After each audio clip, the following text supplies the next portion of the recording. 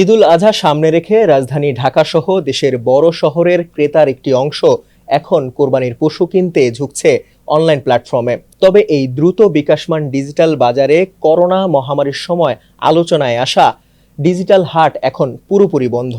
ঢোকা যায় না সরকারি ওয়েবসাইটে, প্রচারণা কিংবা সমন্বিত অনলাইন বিক্রয় ব্যবস্থাও নেই। অন্যদিকে ব্যক্তি উদ্যোগে গড়ে ওঠা খামার, ফেসবুক ভিত্তিক বিক্রয় পেজ, ওয়েবসাইট ও অ্যাপগুলো ক্রেতা বিক্রেতার কাছে হয়ে উঠেছে নির্ভরতার জায়গা।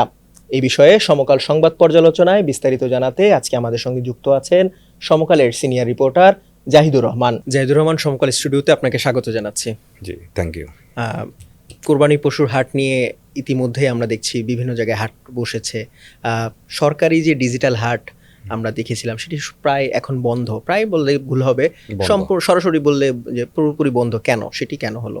জি, আপনি হয়তো জানেন যে 2020 সালে যে করোনা মহামারী বাংলাদেশে চলেছিল, তখন মূলত মানুষ ঘরবন্দি ছিল।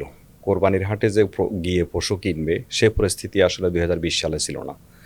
তখন সরকার একটা উদ্যোগ নিয়েছিল, বাংলাদেশ ডেয়ারি ফার্মার্স অ্যাসোসিয়েশন, তারপরে আপনার সরকারের এ টু আই তারপরে এবং প্রাণী সম্পদ অধিদপ্তর, সিটি কর্পোরেশন মিলে একটি ডিজিটাল হাট নামে একটি ওয়েবসাইট, ফেসবুক পেজ এবং অ্যাপস খুলেছিল এবং সেখানে ব্যাপক প্রচারণা চালিয়েছে যে খামারিরা তাদের পশুর ছবি তুলে সেই ওয়েবসাইটে দিবে। খামারিদের অ্যাক্সেস ছিল সেখানে এবং সেই পশু ক্রেতা দেখে অর্ডার করবে, খামারিরা তার বাসায় পৌঁছে দিবে।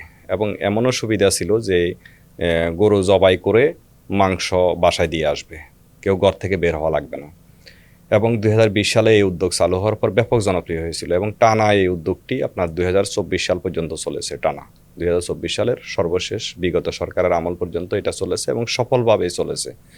আপনি দেখবেন যে কোনো কোনো বছর 3.5 লাখ 4 লাখ পশুও কিন্তু এই অনলাইনে বিক্রি হয়েছে। তো কিন্তু 2025 সালে এসে এই উদ্যোগটি হঠাৎ করে বন্ধ হয়ে গেছে। আপনি জানেন যে একটা ওয়েবসাইট তৈরি, একটা ফেসবুক, একটা অ্যাপস তৈরি এবং প্রচারণার পেছনে সরকারের কোটি কোটি টাকা খরচ হয়েছে। কিন্তু 2025 সালে এসে ওই উদ্যোগটি বন্ধ হয়ে গেছে। বন্ধ হয়ে যাওয়ার কারণ আমরা খুঁজলাম, তারা বললো যে এ2আই এর যে প্রজেক্টটা ছিল সেই প্রজেক্টটা বন্ধ, যার কারণে এই ওয়েবসাইটটাও বন্ধ। এখন আমার প্রশ্ন হচ্ছে যে পাঠকেরও অনেকের জানার আগ্রহ যে এত কোটি টাকা খরচ করে একটা প্রজেক্ট দাঁড় করালেন, একটা ওয়েবসাইট খুললো, ফেসবুকে অনেক লাইক পড়ছিল এটাতে এবং অ্যাপসটা এটা তো চালু রাখা যেত, অন্তত বেশ জনপ্রিয় ছিল। বেশ জনপ্রিয় ছিল যে ডিজিটাল হাট এক নামে সবাই চিনতো যে ডিজিটাল হাটে বেচা বিক্রি হয় কোরবানির পশু এবং সারা বছর বিক্রির ব্যবস্থা এখানে ছিল। কিন্তু এটা মূলত আসলে একটা অব্যবস্থাপনা এবং আপনার এটা নজরদারির অভাব, গভর্নমেন্টের কোনো আগ্রহ ছিল না এটার প্রতি, সরকারি কর্মকর্তাদেরও কোনো আগ্রহ ছিল না, যার কারণে এই একটা সম্ভাবনাময় একটা উদ্যোগ, একবারে সফল একটা উদ্যোগ, মুহূর্তের মধ্যে এটা ব্যর্থ হয়ে গেল। বর্তমানে এখন কি ফেসবুক এবং বিভিন্ন বেসরকারি যে ওয়েবসাইটগুলো রয়েছে সেখানের অবস্থানটা কি, বিক্রি কি সেখানে বেশি হচ্ছে? হ্যাঁ, আপনি দেখেন এই উদ্যোগটা কিন্তু মূলত গভর্নমেন্টেই শুরু করছিল ব্যাপক পরিসরে 2020 সালে। জি, কিন্তু গভর্নমেন্টের উদ্যোগটা ব্যর্থ হলো, কিন্তু পাশাপাশি আমরা যখন দেখলাম বেসরকারি পর্যায়ে, সেখানে আবার তারা সাকসেস। আপনি দেখেন বেঙ্গল মিট কিন্তু অনলাইনে তাদের সব কিছু বিক্রি খুব করছে, জনপ্রিয়। খুবই জনপ্রিয়। বিক্রয়.com-এ আপনি এখন যদি খুলেন দেখবেন যে শত শত গরুর পোস্ট আছে এবং প্রচুর ডেলিভারি দিচ্ছে তারা, বেঙ্গল মিট ডেলিভারি দিচ্ছে। এর বাইরে আবার যে প্রান্তিক খামারিরা কিংবা ঢাকার আশপাশের যারা বড় খামারি, যেমন নর্থ বেঙ্গল অ্যাগ্রো ফার্ম, তারপরে চট্টগ্রামের বেশ কিছু বড় ফার্ম আছে, উত্তরবঙ্গের ফার্ম, ওরা কিন্তু তাদের ফেসবুক পেজে গরুর ছবি দিচ্ছে এবং তাদের ওয়েবসাইট আছে, তারা কিন্তু প্রচুর অনলাইনে বিক্রি করছে এবং বেসরকারিভাবে অনলাইনে কিন্তু এখন গরু বিক্রি বেশ জমজমাট। এটার কারণ হচ্ছে আপনার 2020 সালে ছিল করোনা প্রেক্ষাপট, আর সাম্প্রতিক সময় হচ্ছে মানুষের হাটে গিয়ে আসলে গরু কেনার আগ্রহ কিছুটা কমে গেছে। কারণ আপনি দেখবেন যে 2024 সালের দিকে বড় গরু, কোটি টাকার গরু, তারপরে ছাগল, তারপরে অন্যান্য বিষয়ে একটা নেতিবাচক প্রচারণা চলেছে, যার কারণে আপনার যাদের সামর্থ্য আছে তারা কিন্তু এখন আর খামারে যাচ্ছে না, নানা ঝামেলা এড়ানোর জন্য। এনবিআরের ভয় আছে, তারপরে আরও অন্যান্য বিষয় আছে, যার কারণে তারা খামারে যাচ্ছে না, তারা কিন্তু গরু এখন অনলাইনে বুকিং দিচ্ছে এবং খামারগুলো আপনার বাসায় পৌঁছে দিচ্ছে। আর এখানে অনলাইন থেকে গরু কিনলে একটা বড় সুবিধা হচ্ছে হাসিল দেওয়া লাগে না। যেটা হাটে গেলে হাসিল দেওয়া লাগতো এবং নানা ধরনের ঝামেলা, এবং খামারগুলো অনলাইনে বুকিং দিলে তাদের নিজস্ব পরিবহনে এটা পৌঁছে দিচ্ছে এবং গরু কেটেও দিচ্ছে। তো এখানে আমরা যেটা পার্থক্য দেখেন যে গভর্নমেন্টের এত বড় একটা উদ্যোগ, সেখানে এটা অব্যবস্থাপনার কারণে বন্ধ হয়ে গেল, কিন্তু পাশাপাশি বেসরকারি উদ্যোগটা কিন্তু খুব জমজমাটভাবে চলছে। শুধুমাত্র কি সরকারি যে উদ্যোগটা ছিল সেটা কি শুধুমাত্র অব্যবস্থাপনার কারণে নাকি রাজনৈতিক কোনো বিষয় আছে হ্যাঁ, এখানে? এটা রাজনৈতিক, যেমন আপনার একদিকে ছিল অব্যবস্থাপনা, আর একটা হচ্ছে যে ওই তৎকালীন সরকারের একটা উদ্যোগ, সেটা আমরা রাখবো কেন, একটা অনীহা ছিল আমলাদের মধ্যে, কিংবা তখনকার সরকারের মধ্যে একটা অনীহা ছিল।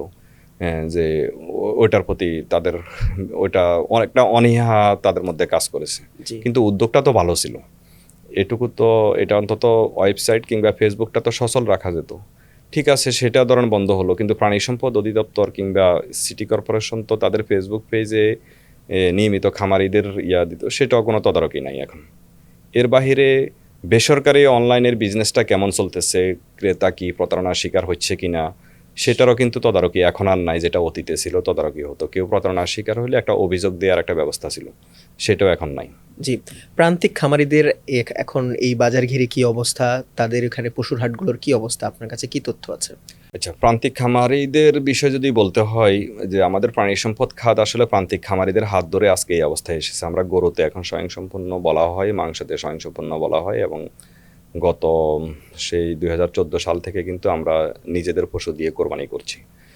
কিন্তু সাম্প্রতিক সময়ে বেশ কিছু প্রভাকাণ্ডা, নেতিবাচক প্রচারণা কারণে আপনার প্রান্তিক খামারিরা ধীরে ধীরে, এবং পশু খাদ্যের দাম বৃদ্ধি আপনার আকাশচুম্বী হয়ে গেছে। পশু খাদ্যের দাম 100 থেকে 200% বেড়ে গেছে পশু খাদ্যের দাম। এসব কারণে প্রান্তিক খামারিরা আসলে দুঃখছে নানা কারণে। করোনা মহামারীর পর থেকে এই বিষয়টা চলতেছে, এর মধ্যে ইউক্রেন রাশিয়া যুদ্ধ, সাম্প্রতিক সময়ে আবার আপনার বিদ্যুতের দাম এবং তেলের দাম বৃদ্ধির কারণে এই সমস্যাগুলো হচ্ছে। তারপরেও প্রান্তিক খামারিরা এবার ভালোই গরু তারা তৈরি করেছে, প্রস্তুত করেছে। আপনি দেখবেন যে প্রাণী সম্পদ অধিদপ্তরের একটা পরিসংখ্যানে বলা হচ্ছে যে প্রায় 22 লক্ষ গরু এবারও উদ্বৃত থাকবে, মানে অবিকৃত থাকবে। 22 লাখ। হ্যাঁ, 22 লাখ। চাহিদার চেয়ে বেশি গরু আছে। 1 কোটি হয়তো 2 লাখ গরু কোরবানি হবে, কিন্তু প্রস্তুত আছে প্রায় 1 কোটি 24 লাখ গরু। কিন্তু আমাদের দেশে আসলে ছোট গরুর পরিমাণটা বেশি, মাংস উৎপাদন কম।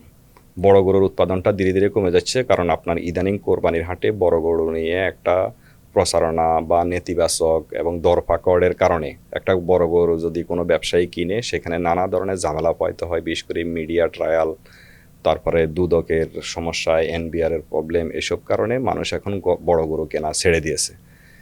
একটা লোক একসময় একটা গরুর পেছনে হয়তো 20 লাখ টাকা ব্যয় করতো, এখন সে ওই টাকা দিয়ে 10টা গরু কিনে। যার কারণে খামারিরাও এখন ছোট গরু লালন পালন করছে। সেক্ষেত্রে বড় খামারিরা এবারও ক্ষতিগ্রস্ত হবে, যারা বড় গরু লালন পালন করে। তো সব মিলিয়ে বাজার এখন পর্যন্ত ঠিক আছে। আপনার দামও এখন পর্যন্ত যেটা শুনছি, যে গরুর দাম মোটামুটি সহনীয়, তবে অন্যান্য বছরের চেয়ে 30% দাম বাড়বে, 30%। কারণ হচ্ছে খাদ্যের দাম 35 থেকে 40% বেড়েছে গরুর পশু খাদ্যের দাম। তো এই কারণে একটু বাড়ার আশঙ্কা করা হচ্ছে আর কি। গরু এবার বিক্রি হতে পারে কেমন বলে ধারণা করছেন? হ্যাঁ, এবার গরু বিক্রি হতে পারে 1 কোটি 2 লাখ থেকে 3 লাখ পশু হয়তো কোরবানি হতে পারে। কারণ আপনার রাজনৈতিক প্রেক্ষাপট, এখানে একটা রাজনৈতিক সরকার দেশে, একটা আপনার সেই 2024 সালের আগস্ট পেরিয়ে আমরা একটা অনির্বাচিত সরকার, অন্তর্বর্তীকালীন সরকারের আমলে ছিল, একটা অনিশ্চয়তা ছিল মানুষের মধ্যে। এখন একটা রাজনৈতিক সরকার আসছে, তো আমাদের মানে আশা করা হচ্ছে যে এবার অন্যান্য বছরের চেয়ে, গত বছরের চেয়ে অন্তত কোরবানি একটু বেশি হবে। এইবার একটি বিষয় যেটি হচ্ছে যে চাঁদাবাজি নিয়ে তো অনেক দিন ধরে একটি মিডিয়াতে আমরা দেখছি বিভিন্ন মাধ্যমে। এবার যেহেতু কোরবানির পশুর হাট, এখানে অনেক দূর প্রান্ত থেকে খামারিরা আসবেন গরু বিক্রি করতে, পথে এই ধরনের ঝামেলা এড়াতে সরকারের কি করণীয় বলে মনে করেন? হ্যাঁ, এবার এখনও পশুর হাট বসা শুরু হয়নি, প্রস্তুতি চলছে ঢাকা সিটিতেও, এবং গরু মোটামুটি আসা শুরু হয়েছে, পশুর হাটগুলো প্রস্তুত হচ্ছে। কিন্তু আমরা এখন পর্যন্ত আসলে বড় ধরনের কোনো চাঁদাবাজির খবর পাইনি। এখন পর্যন্ত আমাদের কাছে এই ধরনের কোনো সংবাদ আসেনি। কিন্তু যেটা প্রতি বছরের চিত্র দেখা যায়, গত বছরও আমরা দেখেছি পথে পথে চাঁদাবাজি চলেছে। এবারে যদি চাঁদাবাজি শক্তভাবে নির্মূল করা না যায়, বিশেষ করে পুলিশকে সক্রিয় করতে হবে, আপনার এই চাঁদাবাজি নির্মূল করার জন্য, এবং সরকার দলীয় নেতাকর্মীরাও এই বিষয়ে সক্রিয় থাকতে হবে। তবে চাঁদাবাজি না হলেও আমাদের কাছে একটা খবর আসছে, যেহেতু মন্ত্রী এবং প্রতিমন্ত্রী, মৎস্য প্রাণী সম্পদ প্রতিমন্ত্রী এবং কৃষি মৎস্য এবং প্রাণী সম্পদ মন্ত্রী দুইজনে বারবার বলছেন যে এবার সীমান্তে খুব কঠোর অবস্থানে আছে সরকার। কোনো পশু এখানে প্রবেশ করতে দেওয়া হবে না, কারণ আমাদের উদ্বৃত্ত গরু আছে এবং খামারিরা যেন ক্ষতিগ্রস্ত না হয়, এই জন্য সীমান্তে নজরদারি বাড়ানো হয়েছে। কিন্তু আমরা সাম্প্রতিক সময়ে খবর পেয়েছি, আমরা সমকালে একটা সংবাদও করেছি, আপনার সিলেট সীমান্ত দিয়ে কিন্তু প্রতিদিন গরু ঢুকছে, ভারতীয় গরু, এবং কক্সবাজার সীমান্ত দিয়ে মিয়ানমারের গরু প্রবেশ করছে, এবং চাঁপাইনবাবগঞ্জের সীমান্ত কিন্তু অরক্ষিত অবস্থায় আছে, সেখান দিয়ে প্রবেশ করছে। এবং সাম্প্রতিক সময়ে বিজিবি বেশ কিছু অভিযান দিয়ে কিন্তু অনেক গরু ধরা পড়ছে। আর আমরা যেটা জানি যে হচ্ছে সরকারের একটা নির্দেশনা আছে, সীমান্তে কোনো গরুর হাট বসানো যাবে না। কিন্তু সিলেটে বেশ কিছু সীমান্তে 2 কিলোমিটারের মধ্যে গরুর হাট বসানো হয়েছে। আর এর মধ্যে ঢাকা সিটিতেও কিছু ইজারা বহির্ভূত কিছু গরুর হাট বসার খবর আমরা পেয়েছি। তো এগুলো শক্তভাবে, এবং মহাসড়কে যেন কোনো গরুর হাট বসতে না পারে, মহাসড়কের যেন ওই ধরনের পরিস্থিতি, যানজট যেন তৈরি না হয়, এটাকে সরকারকে একবারে কঠোর অবস্থানে নিতে হবে। না, অবস্থান না নিলে আসলে প্রান্তিক খামারিরাও ক্ষতিগ্রস্ত হবে, পাশাপাশি ভোক্তাও ক্ষতিগ্রস্ত হবে। আপনাকে অসংখ্য ধন্যবাদ আমাদেরকে সময় দেওয়ার জন্য। আপনাকে ধন্যবাদ। দর্শক, এই ছিল আজকের সমকাল সংবাদ পর্যালোচনার বিষয়। অন্য কোনো দিন অন্য কোনো বিষয় নিয়ে আমরা আবারও হাজির হব। ততক্ষণ পর্যন্ত সমকালের সঙ্গেই থাকুন।